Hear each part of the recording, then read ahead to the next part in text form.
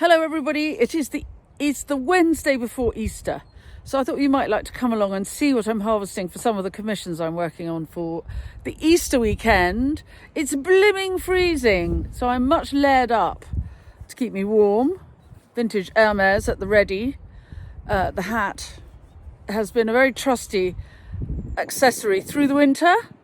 It was from House of Brewer. Anyway, the reason it's so cold is it's the blackthorn winter.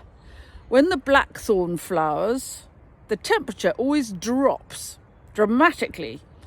And it is true, the blackthorn is flowering and it's blimming freezing. I'll show you the blackthorn and you'll agree with me. It looks snowy. Here, if you look in the hedges at the moment, hedgerows, you'll see the blackthorn is flowering. It's very pretty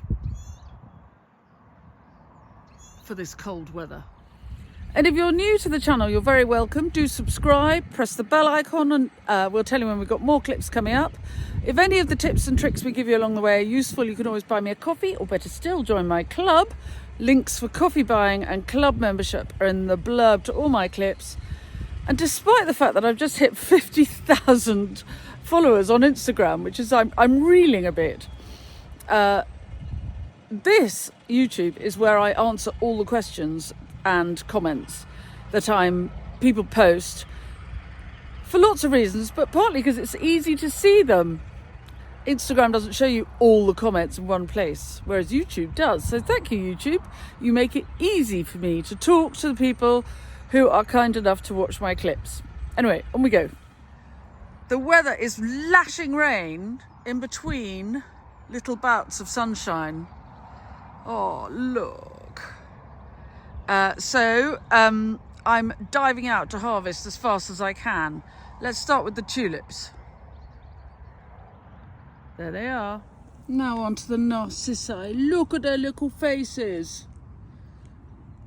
I love how you can turn, look at the backs are good, as well as the front.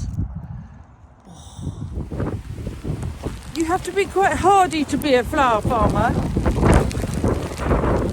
When the hailstone starts, you just have to push on through. It's just the way it is. But it's all right, you've got some skin. You won't melt. The brief is very yellow and not too pink, but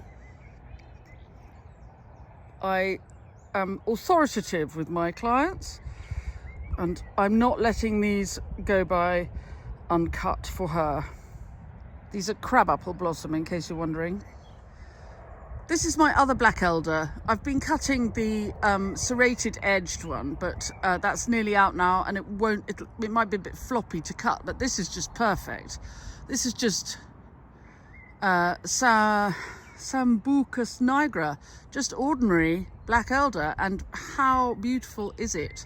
So obviously always ask the elder if it minds being cut, and then I have a few of this for my foliage. The brief does include yellow. So here comes the gorgeous spring. Oh, that's yellow for you. Physocarpus.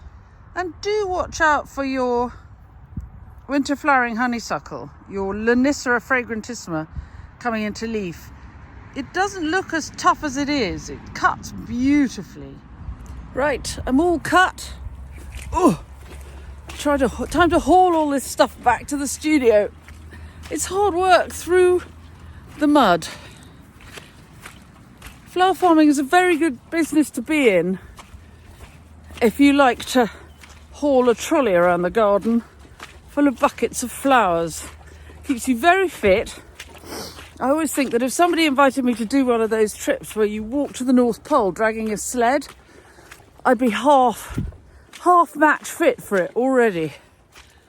I love this. It's 7 o'clock in the morning in the flower studio, and we've got this system going where seedlings, which are slowly hardening off, but might be a bit tough for them outside at night, are in trolleys or on trolleys, and they get pulled in at night, and I'm going to pull them out now to make myself room to be a florist.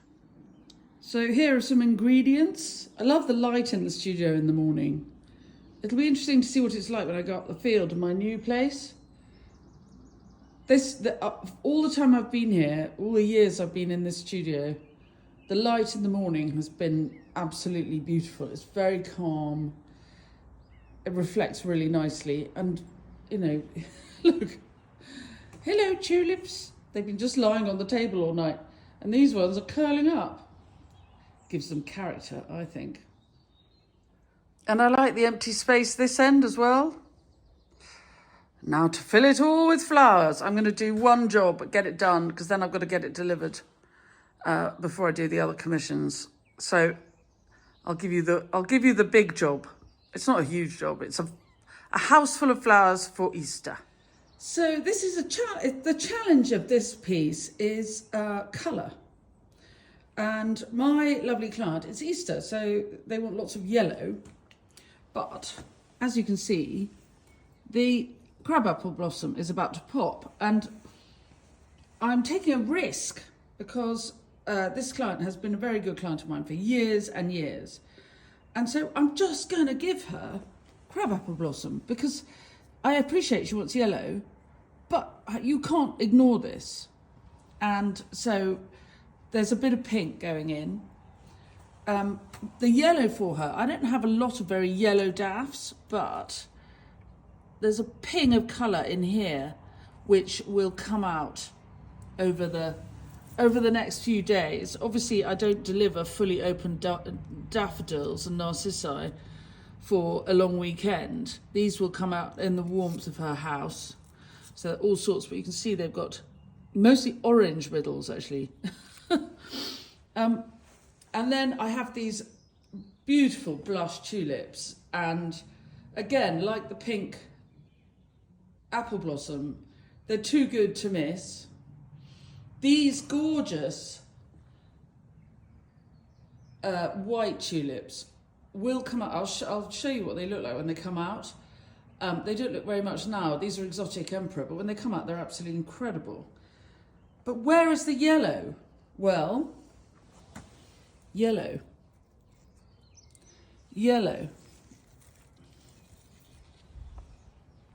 And that's really the yellow. Anyway, I'll put it all together and we'll see whether we think it's yellow enough. The hot pinks and the purples are for another piece of work. These are the white exotic emperor when they've been in flower. These have been on my kitchen table for a week. Aren't they great? And they're big and blousy and really glorious. Interestingly, well, I don't know whether you think it's interesting, but I'll show you. When you do floristry, flowers do different jobs. So this is what they look like when I've just pulled them. So they've got a long way to go before they're fully open. So in the short term, they are filler, but in the long term, they will make those arrangements. So by Monday or Tuesday, so they're going to look great. They'll fill the posies, but next week they will turn into something quite other. So I'll make first of all I make the big arrangements, then I make the 3 fat arrangements for the dining room table, and then these are for the bedrooms. So I'll show you as I do them. Right, there are 2 large arrangements, plenty of yellow, but also a little bit of pink. I have to say, I think, look how good Honesty is as a cut flower. It's absolutely fantastic, and it comes out really nicely, lasts really well in water. It will curl around and reach for the light, so it sort of dances about. So if you're the kind of floral designer who likes everything to stay in one place, Honesty is not for you.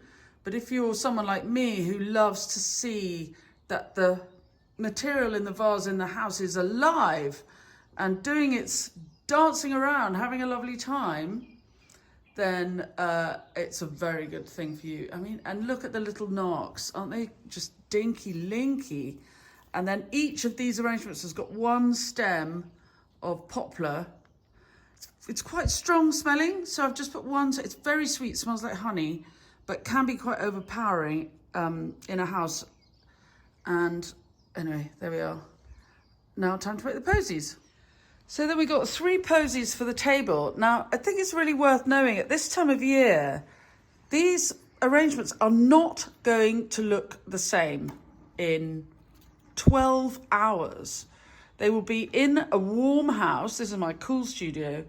They will grow, they will develop, they will not look the same. And so they might look quite small at the moment. These are for the dining table. But I've been quite careful. I've tucked the tulips right underneath because they're going to grow out and open up. The little narcissi are going to pop, like there are loads of little narcissi which will pop in the warm of this house. And so again, it's a lesson in not being able to control the material. One of the best pieces of advice my mother gave me was when I started out on this process, and she was a florist at the Dorchester Hotel in London in the 1960s under Oliver Messel was the creative director, the set designer and artist. Anyway, and she said, the only piece of advice I'll give you is if you're trying to control a flower and make it do what you want it to do, it's a battle you've already lost. And I think that was really, really exceptional advice. And especially with spring flowers when they grow. So I think right now, I think these posies look a bit mushy, a bit jammed together. But if you do this kind of work, you have to know how your material will behave. So I know what this material is going to look like tonight, tomorrow, all the way through the Easter weekend and on to Monday. Have a go. See, cut some daffodils and some tulips and put them in a vase and look at how they work in the warmth of the house. And then you can have some fun because you're working with dancers. Well, that lovely morning light's gone, but I finished the flowers. It's blowing a hoolie outside. I'm going to have to take them all out and fill the car up with them and try not to get frozen to death in a hailstorm. Anyway, this is a really great way to do a house full of flowers for the weekend. Look, 8 posies. These are going in the bedrooms.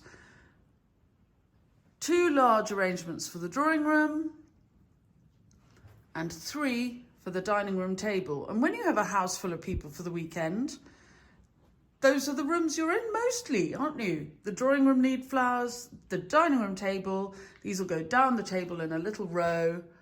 And they look very simple, but if you put them in a row, you can change them around. Whoops. Look, you could have 1, 2, 3. This is how I would have them. I'd have them quite close together, like that. And then you get a sort of little ribbon of flowers. Or you can spread them out. You could put little Easter eggs in between. All sorts of ways of styling them while they last a weekend. And then the bedroom posies, I hope that means that there are 2 each per bedroom. And that they've got 4 full bedrooms. Or maybe they have 8 bedrooms, 8 rooms full of guests. But anyway, however they do it, I hope they have a lovely weekend. I hope it's a gorgeous Easter. I hope this terrible weather calms down. I hope they enjoy the flowers as they pop open. And I hope you've enjoyed the clip. There we are. My coffee, my snips. Right, now I better get on with all the other Easter flowers I got to do. And for you, have a lovely Easter. I hope you have a great weekend in the garden. If it ever stops raining, there's so much to do, isn't there? Anyway, onwards and upwards. Thanks very much for visiting, and I'll see you very soon. Bye-bye.